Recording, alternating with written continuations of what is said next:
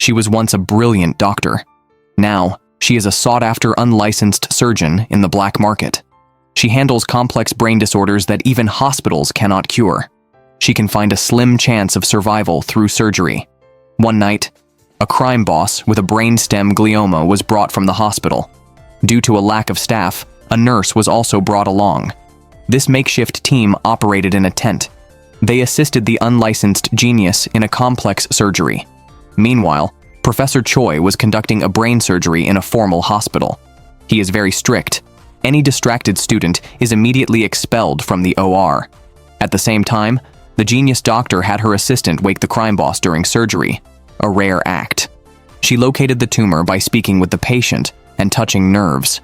Professor Choi completed his surgery smoothly. Back in his office, he heard police asking students about an agent arranging illegal surgeries. They hoped Choi could help identify the situation from the video evidence, which unfortunately had no clear end and did not show the surgeon.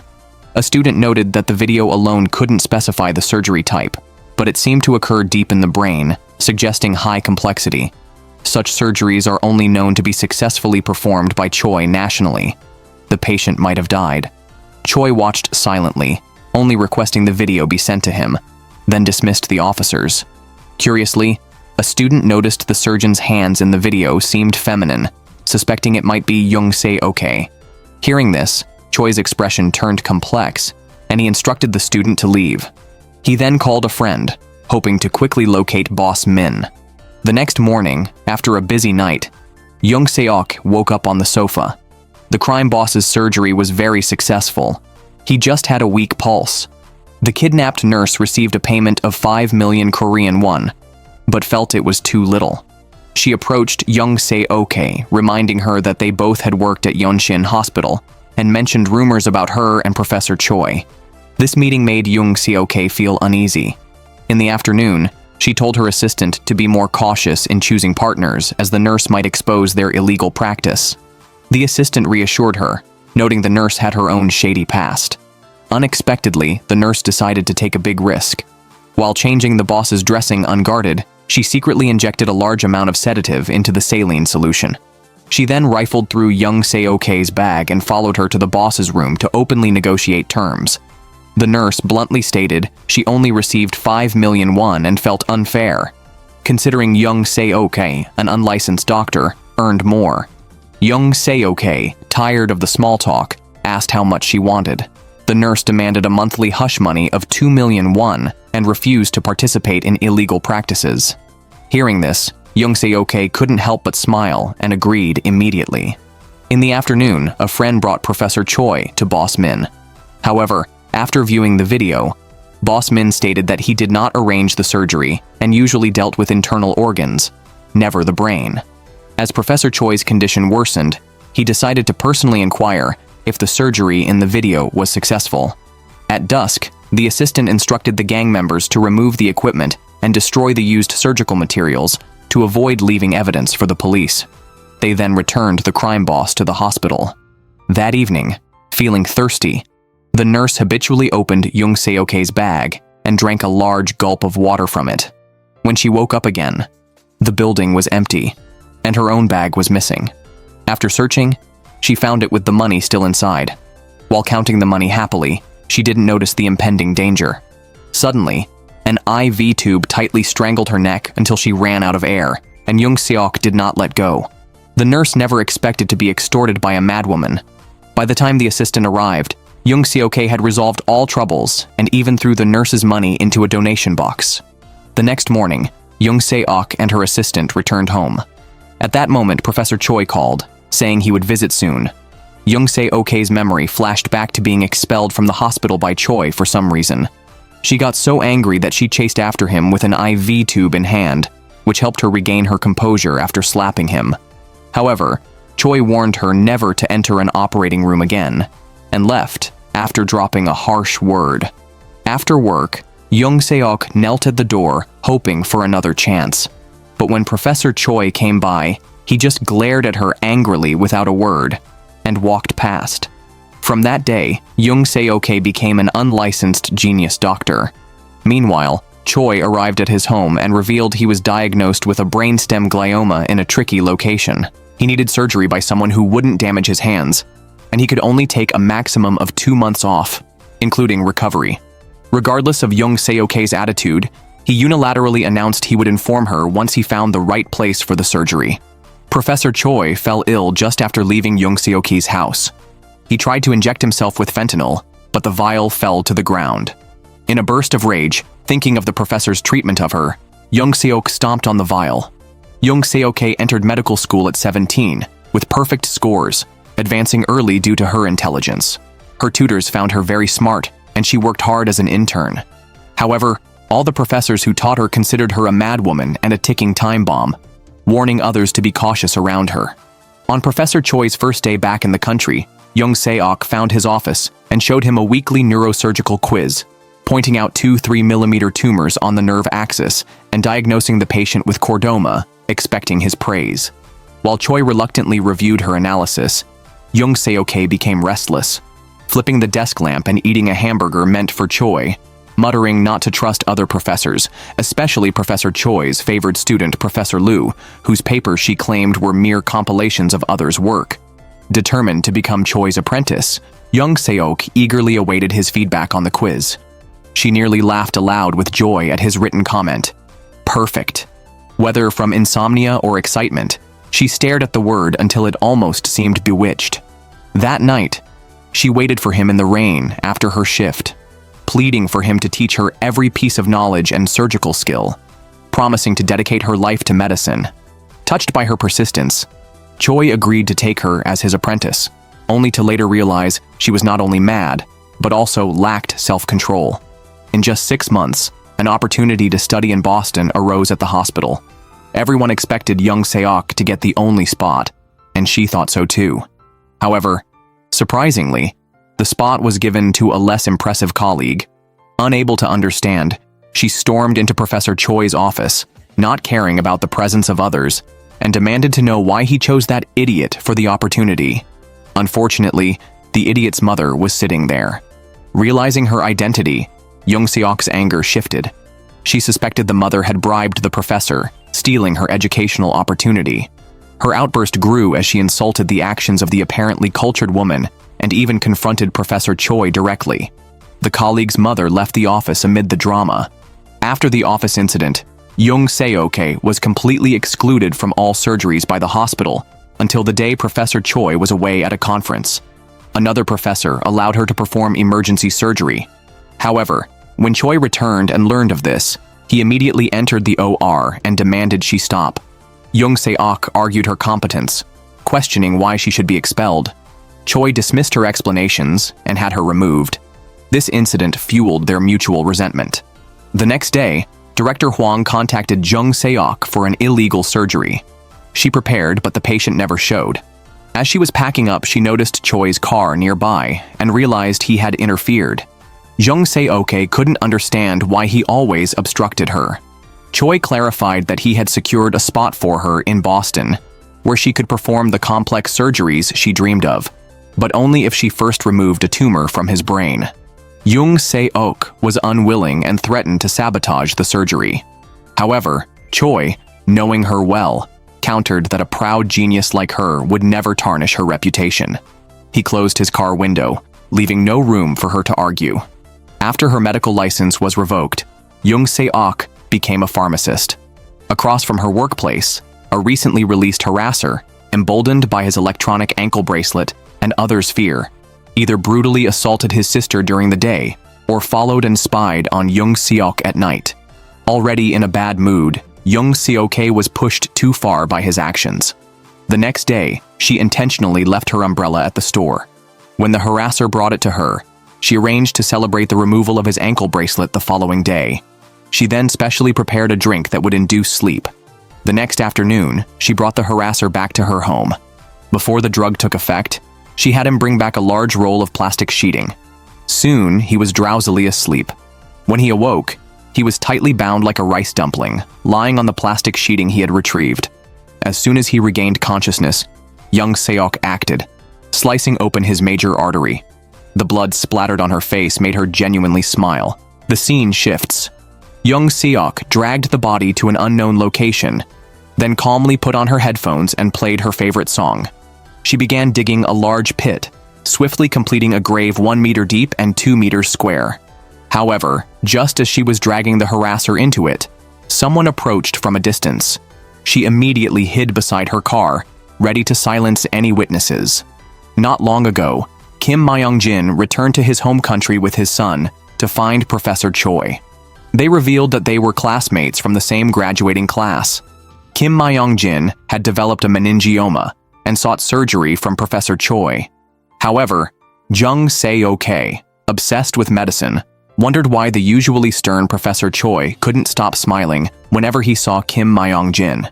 She pondered this during a lunch break and concluded it must be as she suspected. After work, she learned from the head nurse that Professor Choi was extremely busy and nervous because a friend was hospitalized. After all, performing surgery on someone he knew left no room for errors, and Choi had never made a mistake before. Jung Se-ok kept these words in mind. The next day, she secretly replaced the surgical assistant and intentionally handed Professor Choi a scalpel in such a way that it cut his palm, making it impossible for him to continue the surgery. While everyone might think her goal was to perform more surgeries to refine her skills, it wasn't that simple. Hours later, Jung Se-ok reported that the surgery went smoothly. However, Professor Choi only wanted to know why she did what she did. Jung Se-ok speculated that Choi did not choose her as his assistant because he wanted an error to occur during the surgery. She believed Choi must really dislike Kim Myung-jin and used laughter to cover his nervousness, probably unable to stand him internally. However, after expressing her thoughts, she did not receive the approval she expected from her mentor, which she found utterly incomprehensible. Years later, when Professor Choi stumbled upon his former protégé disposing of a body, Jung Se-ok seemed indifferent, even continuing to drag the body as if he were not there. Professor Choi was particularly worried, wondering if she feared spending the rest of her life in prison if discovered. Upon hearing this, Jung Se-ok became even more enraged, shouting that her life had already been ruined by Professor Choi and that if she were caught, she would choose suicide over prison. Professor Choi wanted Jung Se-ok to further her studies in Boston and start over, but she knew it was conditional on her removing a tumor from his brain. She refused and continued to dig her hole, feeling victorious. This infuriated Choi, who finally vented his long-held frustrations. He had once helped her, knowing she was just a poor student living on scholarships without money or a family, always carrying an old backpack and causing trouble, yet always wanting to prove she was the smartest. The next day, Jung Se-ok was thrilled to hear that the police were searching for the harasser. However, her excitement was short-lived, as a clerk informed her that someone had reported them to the Pharmaceutical Regulatory Authority for prescription substitution issues, resulting in a 30-day business suspension. During this time, Professor Choi called, admitting he was behind the incident, and suggested they meet in Busan if she wanted to talk seriously. Busan was hosting the most prestigious medical awards ceremony, and everyone expected Choi to win. Jung Se-ok was determined to embarrass him. By chance, while in the restroom, she overheard that the award ceremony's main sponsor was the Japanese Ichida family. The chairman of the Ichida group had funded the event heavily for his dying son. The designated winner, Professor Choi, was the surgeon for his son. Returning to her hotel, Jung Se-ok immediately researched the chairman's information and approached him, claiming they had met once in Tokyo through Professor Choi. She then played a surgical video on TV. It showed the patient's name and age, diagnosed in June with a brainstem glioma. The video revealed the tumor was 4 centimeters and in a complex location, which led 9 top hospitals in Korea to refuse the case. This video was the only evidence of how Jung Se-ok saved the patient. She questioned why so many hospitals would decline a typical brainstem glioma case. The truth was that the child, like the chairman's son, had hemophilia. To remove a tumor deep in the brainstem, a large incision was needed for a clear view, but hemophiliac's blood does not clot, which is why the hospitals were unwilling to risk their reputations. Jung Se-ok was very confident in her skills and her successful cases. While the chairman reviewed the information, she idly flipped through other materials. 5 hours and 23 minutes passed, yet the chairman remained worried. Young Seok proposed to perform the surgery on his child, promising to complete it in 4 hours under one condition, that Professor Choi must suffer tremendously. However, her argument did not convince the chairman, who had painstakingly chosen Professor Choi as the recognized doctor for the job.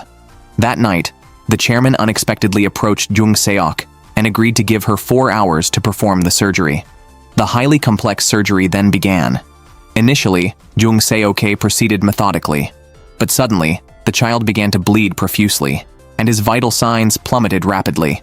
The Japanese doctors panicked and urged her to stitch up the incision. However, Jung Seok, undisturbed by external factors, continued her work, driven by a fierce desire to outperform Professor Choi. Shortly after, the chairman burst into the operating room and was shocked to see the floor covered in blood, with Young Seok drenched as if possessed by a demon. The scene shifted again to the award ceremony where the host announced the winner, Dr. William from Sage University. The result caused an uproar, as the highly favored Professor Choi did not win. Young Seok was thrilled to have beaten her mentor. As she was about to leave, she was stopped by Kim Myong-jin's son, Kim Gi-young. During their conversation, she learned that Kim Myong-jin had recovered very well from his surgery. However, a month later, he called Kim Gi-young, saying he needed to go out alone and urged his son to focus on his studies. After that, he vanished. The police concluded that Kim Myong-jin had left home voluntarily and did not open a case, but Young Seok suspected it was not as simple as that. At the same time, Professor Choi, who did not win the award, was not as disappointed as one might expect. Instead, he was happily drinking with colleagues. It turned out that the chairman had approached him before the surgery and disclosed all of Young Seok's plans. Surprisingly, Professor Choi not only willingly gave up the award, but also vouched for his former disciple, believing she deserved a chance. This explained why the chairman's attitude changed so quickly that day. However, Professor Choi never mentioned this to Young Seok. Meanwhile, Young Seok was convinced that Professor Choi had killed Kim Myong-jin. At the same time, the police discovered a strangled nurse buried behind an abandoned building. Professor Choi, serving as a consultant, immediately recognized it as Jung Seok's work. At the crime scene, Jung Seok watched the police collecting evidence with interest. Suddenly, spotting Professor Choi, she grew worried he might report her. She put on a police raincoat and confronted her former mentor. Here's a detail. Jung Seok told the officers she owned many Rottweilers. Professor Choi quickly led her to a secluded corner, questioning her audacity to appear there. However, Jung Seok, convinced she had ruined Professor Choi's chance at the Ichida Award and that he was cooperating with the police, adamantly stated her intention to find evidence that he killed Kim Myong-jin. That afternoon, the police found something strange on the body.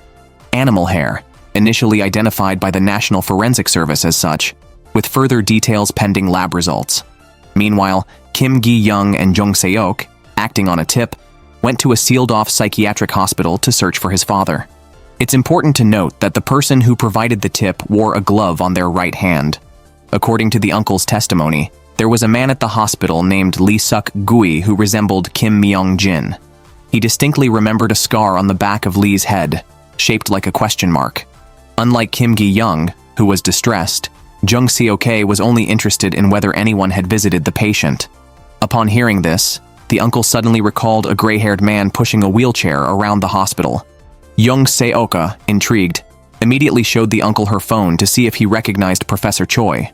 Meanwhile, a friend found out through connections that the animal hair the police discovered was from a Rottweiler, implicating Jung Seok was soon to be suspected. That night, aside from his verbal account, the uncle had no evidence to prove his claims. He planned to come back the next day with photos from Kim Myong-jin's hospital stay. However, an impatient Kim Gi-young suspected the man was after a reward and confronted him. Jung Seok quickly intervened, calming Kim Gi-young and sending him away before preparing to treat the uncle's wound. Upon cutting open his glove, she was shocked to find Kim Myong-jin's gold ring on the uncle's finger, instantly verifying his story. Just then, Kim Gi-young burst into the room. The uncle, feeling guilty, ran away, but Kim Gi-young caught him, and they both fell off a cliff during the struggle. Watching them fall, Jung Seok was unsure what to do. Reporting to the police could endanger her, but doing nothing would prevent exposing Professor Choi. Eventually, she decided to take both men to the hospital. Unfortunately, the uncle died from his injuries, and Kim Gi-young was left in critical condition. Meanwhile, Professor Choi intentionally sped in his car to be caught on surveillance, then parked it under a camera at his house and instructed his servant to leave early, creating a solid alibi. He then drove Kim Myung-jin's Rolls-Royce to meet a police officer who knew Jung Se-ok had Rottweilers and discreetly drugged him. As Jung Se-ok suspected, Professor Choi was the killer of Kim Myung-jin. Years ago, Professor Choi coerced Kim Myung-jin with a scalpel, forcing him to call his son and lie about wanting a free life. After the call, Choi quickly slashed Kim Myung-jin's vital spot, causing severe bleeding. Kim tried to escape, but eventually fell off a cliff. Thinking Kim was dead, Choi was unaware that a friend had discovered his secret. Earlier, Choi had asked this friend to buy property in the mountains, oddly choosing a land with many wild dogs. Curious, the friend followed Choi and witnessed the stabbing and fall of Kim Myung-jin. The friend neither called the police nor delivered a final blow, but instead administered first aid. Kim Myung-jin woke up but lost his memory due to severe brain damage and was placed in a mental hospital by the friend, where he later died in a nursing home. The friend didn't plan to expose Choi. After seeing Kim Myung-jin's ashes, Choi returned to the murder scene, threw Kim's ring into the cliff with a heavy heart, and reminded Jung Seok that police found dog hair on a murdered nurse's clothes, making Jung a suspect soon. As Choi's hands grew slower, he realized their time was limited. Despite this, Jung refused to operate on Choi and reminded him that he hadn't told anyone about their connection. The friendship between them ended, but Jung often reminisced about Choi's words at night. His partner, concerned about recent events, feared for their situation. Jung, saddened, wished to escape to prison where daily surgeries before meals and sleep sounded like heaven. The partner then mentioned Jung's assistant, Seo Young-ju, who would follow Jung into prison without hesitation. Recently upset because his mentor wouldn't tell him the truth, Jung Se-ok has been irritable, refusing to eat or sleep, and instead spends his days hunting wild boars in the woods. This behavior worries his assistant, Seo Young-ju. Once, Seo Young-ju suffered from a malignant brain tumor, but refused surgery, wishing only to end his life due to the unbearable pain. Seeing through Seo Young-ju's intentions, Jung Se-ok offered to help, suggesting it might be easier to die during surgery. Resigned to his fate, Seo Young-ju agreed, but unexpectedly, Jung Se-ok cured his disease. Grateful, Seo Young-ju became devoted to Jung Se-ok. After being reminded by a partner, Jung Se-ok realized Seo Young-ju's dedication. The next morning, he made juice for Seo Young-ju and called him to wake up, only to find him not in the room. When contacted, Seo Young-ju said he was busy at school and couldn't talk. That afternoon, Jung Se-ok went to the school but didn't find Seo Young-ju among the dispersing crowd. Calling again, Seo Young-ju claimed he was going to the movies. Feeling a bit dejected, Jung Se-ok was unaware that Seo Young-ju had been captured by a gang. Due to a nurse's death bringing attention, the police began investigating illegal surgeries and discovered a gang's involvement. The gang leader, wanted for illegal surgery, kidnapped Seo Young-ju to find out who killed the nurse. Despite threats, Seo Young-ju lied to protect Jung Se-ok. Meanwhile, unaware of these events, Jung Se-ok felt sullen and went to the cinema alone. After the movie, he waited outside, but Seo Young-ju did not show. Seo Young-ju finally called, revealing what had happened. That night, Jung Se-ok went to the gang's location, met Seo Young-ju, and the gang leader involved in the illegal surgery.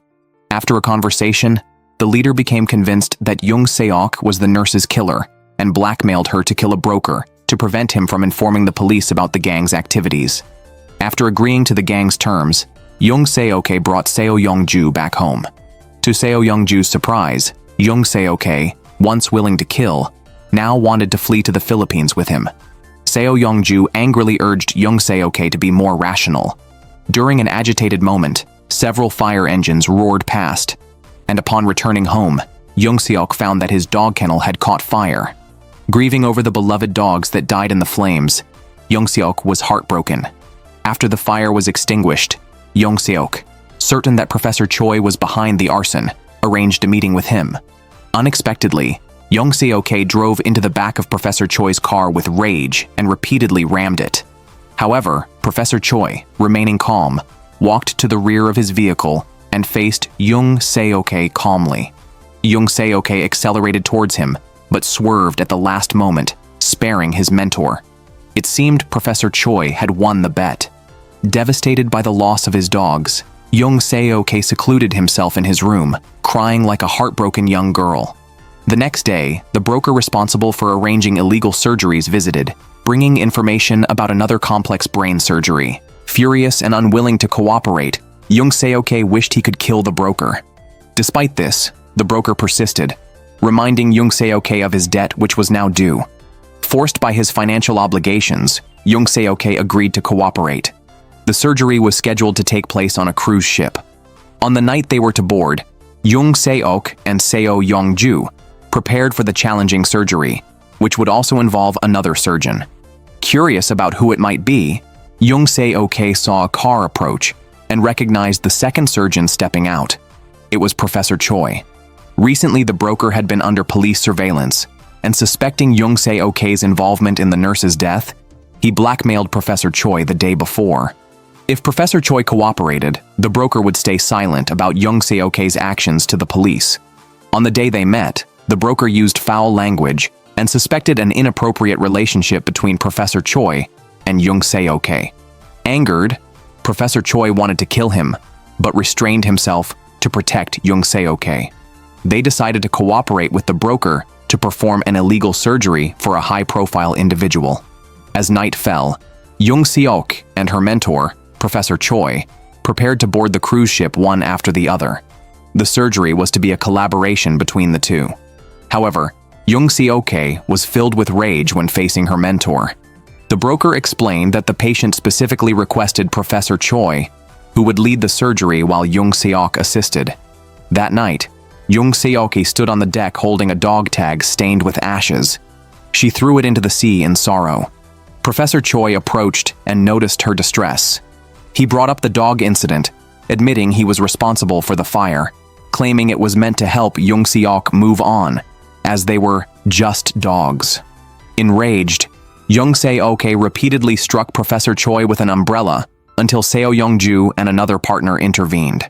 Upon hearing about the attack on Professor Choi, the broker became furious, threatening that if the surgery was ruined, everyone on the ship would suffer. Curious, Seo Yongju asked who the patient was, and the broker mysteriously replied, "A god." When Professor Choi met the patient, it turned out he was not a god, but the leader of a cult, misleading people and commanding a following of 200,000. Before the surgery, Young Seok pulled her partner aside to discuss Professor Choi's shaky hands. During the operation, Young Seok would handle the endoscope and instructed her partner to keep a close watch on Professor Choi to prevent any mishaps. To stabilize his hands, Professor Choi injected himself with a drug before the surgery commenced. In the operating room, the cult leader was uneasy seeing Professor Choi's young female disciple. He demanded Young Seok explain the surgical procedure. Pointing at the brain scan of the leader and with a haughty tone, Young Seok clearly explained the steps, gaining frequent nods of approval from the cult leader. Young Seok was concerned about Professor Choi and offered to switch positions if he felt uncertain. However, the always stubborn Professor Choi declined his pupil's kind offer. Once the surgery started, they worked closely and smoothly, but soon Professor Choi's hands began to tremble. Young Seok suggested switching positions again, but Professor Choi steadied himself and continued, while bluntly telling Young Seok that she was impulsive and self-centered and lacked gratitude towards him. In contrast, Professor Choi expressed his gratitude towards Young Seok, stating that operating together was the most exhilarating and proud moment of his life. Young Seok was surprised, having always thought Professor Choi disliked her. After several hours, thanks to their seamless cooperation, the surgery was a success.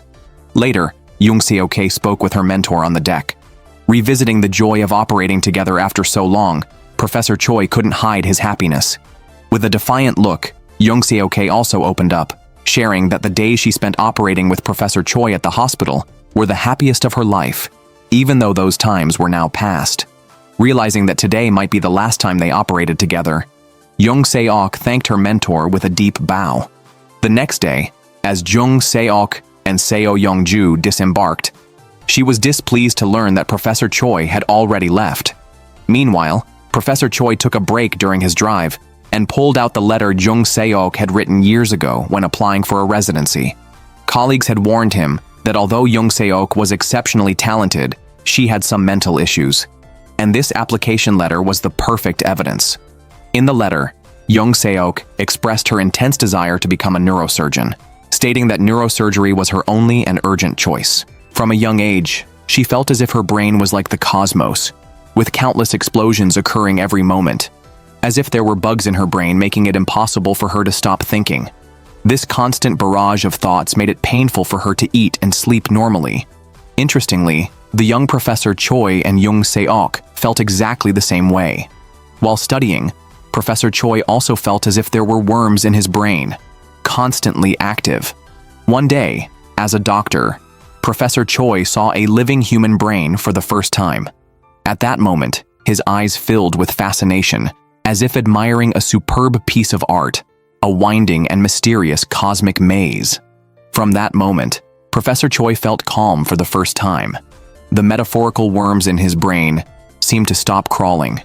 His experience mirrored Jung Se-ok's, who also felt peace after seeing a human brain for the first time.